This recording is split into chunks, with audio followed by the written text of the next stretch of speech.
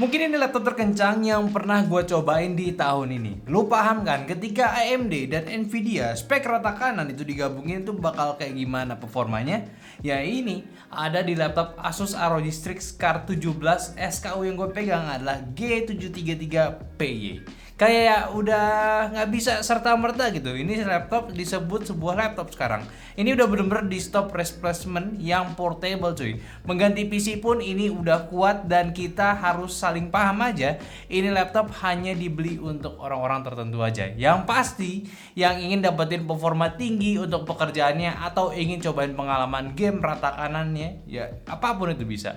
So kalau tahun lalu spek tertinggi laptop Asus ROG itu di Strix Scar SE, sekarang itu ada di Strix Scar 17 untuk yang menggunakan CPU AMD dengan kartu grafis Nvidia. Dan di laptop ini sudah menggunakan AMD 7000 series tertinggi untuk mobile yaitu Ryzen 9 7945HX dengan konfigurasi 16 core dan 32 thread, arsitektur Zen 4 Dragon Range dengan manufaktur 5 nanometer proses, dan max TDP-nya ini di laptopnya adalah 65 watt. So kenceng banget. Serta dengan iGPU AMD Radeon 610M yang sebenarnya sih nggak bakalan terlalu terpakai karena memang AMD mengutamakan CPU-nya ini dikombinasikan dengan discrete yang jauh lebih kencang. Kayak GPU-nya menggunakan Nvidia GeForce RTX 4090 Mobile. GPU yang cuma kita lihat di meme teknologi aja, kebeli pun juga nggak punya uang ya. Serta RAM-nya ini udah pakai 32GB DDR5 4800 mAh dan juga 1TB SSD NVMe Gen 4 punya.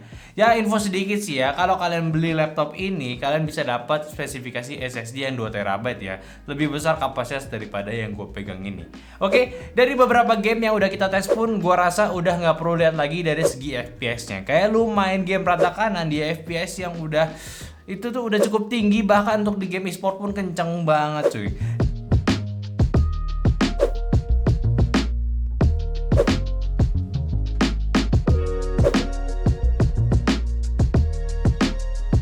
Dan lu juga bisa lihat sendiri untuk hasil testing sintetisnya pula, dia punya skor yang cukup tinggi untuk CPU dan GPU-nya.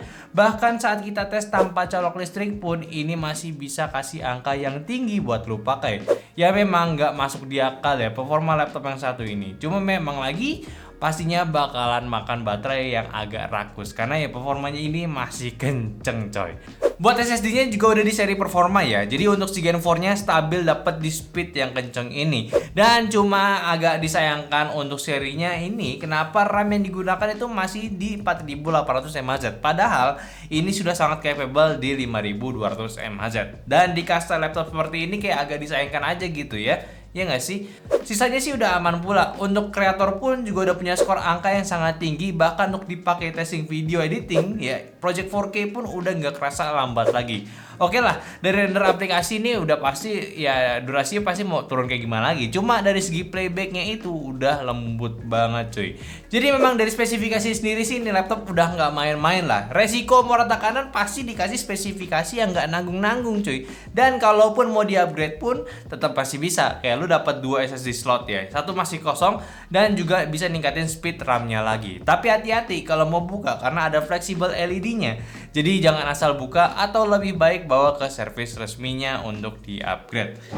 Kalau dari segi fisik ya standar laptop Asus ROG ya. Dari desain DNA-nya pun masih sama di tahun ini dan sebelumnya. Cuma kayak facelift aja yang berubah. Tapi tetap ini desain buat lu yang suka gaming, ini cocok buat lu ya. Dan pula kalau lu suka desain laptop yang modern futuristik, ROG gua rasa udah ahlinya ya.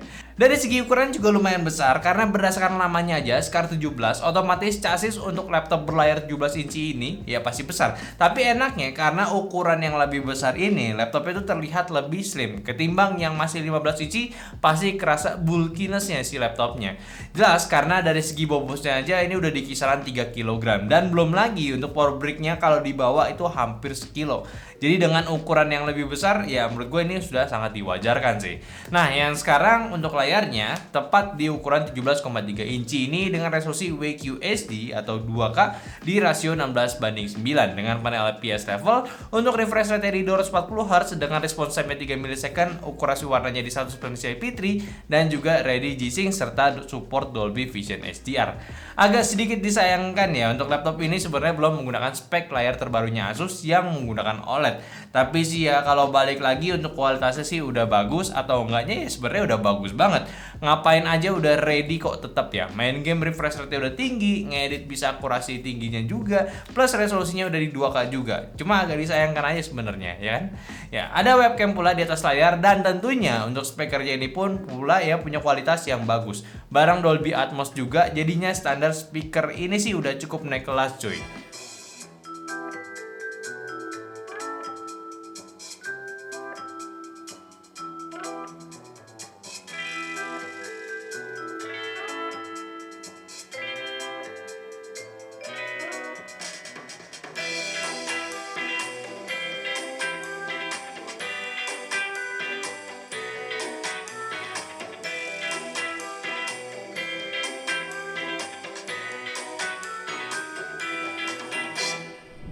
Ya intinya selama testing di sini, terutama si Gary pas cobain si laptopnya tuh dia seneng banget hawanya ya. Norak-norak game Dota tuh bisa sampai di 240 fps, kayaknya udah nikmat banget pakai laptopnya.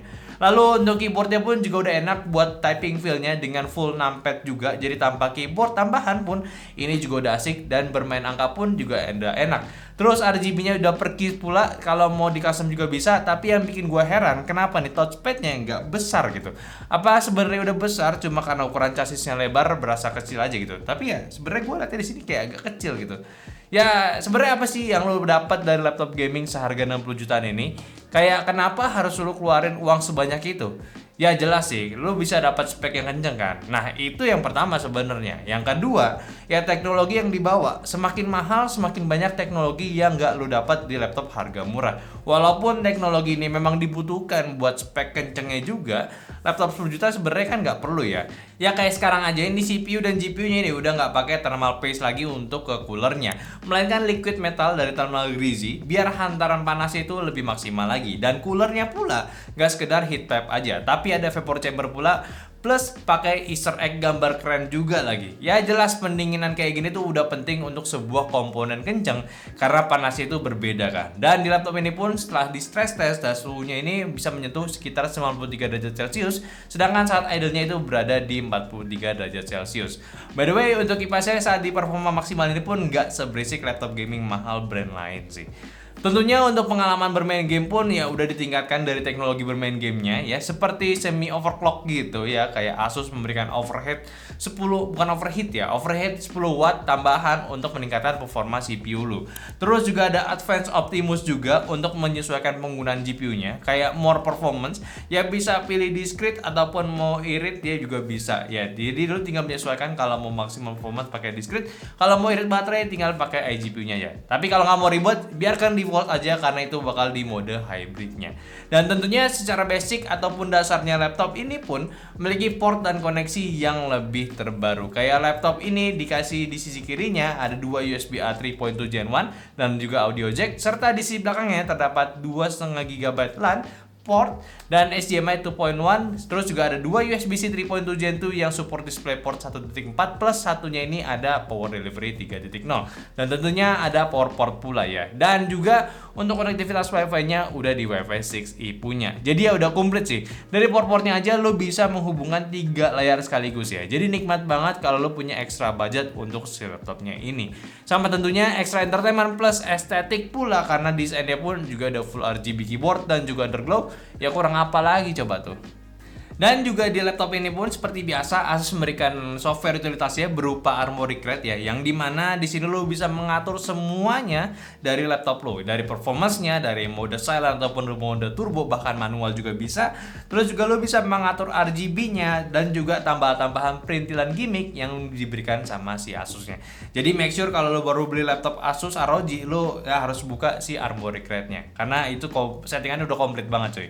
Tapi ya memang yang terpenting kalau laptop tuh ya menyesuaikan dari spesifikasinya dulu sesuai kebutuhan. Dan laptop yang menggunakan kombinasi CPU AMD terbaru serta GPU monster Nvidia untuk laptop memang udah menjadi satu kesatuan maksimalin performa laptop. Ditambah sekarang CPU terbaru AMD Zen 4 ini atau si 7045HX series ya, si Dragon Range ini tuh mengklaim sebagai world most powerful processor ya.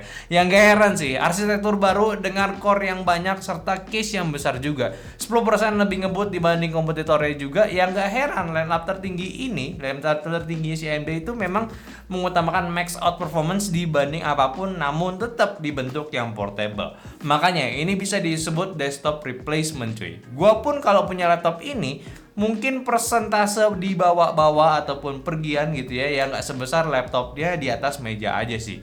Mungkin gua akan bawa-bawa ketika di keperluan penting banget, seperti gua mau menunjukkan hasil kerja tim gua tanpa perlu render dulu. Gua tinggal bawa ke lokasi meeting dan gua pun bisa revisi on the go. Gak perlu balik ke kantor dulu buat ngerevisi video ataupun proyekannya. Dan selain orang-orang tajir pun yang menjadi target pasar laptop ini, orang yang bekerja di bidang tertentu yang membutuhkan power performance tinggi seperti arsitektur, 3D modeling, atau video editor, gua rasa ini cocok banget. Gak perlu jadi kaya dulu, tinggal minta kantor beliin aja, ini juga udah bisa kan. So ya, menurut kalian gimana? Dengan harga sekitar 60 jutaan untuk laptop Asus ROG Strix Car 17 ini, ya menurut kalian gimana? Kira-kira kalau lo punya, mau diapain nih laptop? Mau dipakai gaming ataupun pakai kerja? Silahkan komen aja, jelasin di bawah menurut kalian gimana. Oke, mungkin aja dulu pembahasan gue dari Asus ROG Strix Oke, mungkin aja dulu pembahasan gue dari Asus ROG Strix Car 17. Tolong bantu juga share video ini ke teman-teman kalian lagi butuh laptop mahal. Ya, agak unik ya ngomongnya ya. Jangan lupa kasih pendapatnya di kolom komentar sama like video ini kalau kalian suka, dan follow semua sosial media kita yang ada di Instagram, TikTok, Discord, dan di Facebook, yang semua linknya ada di deskripsi. Dan terakhir, sampai jumpa di video nyantai selanjutnya. Bye bye.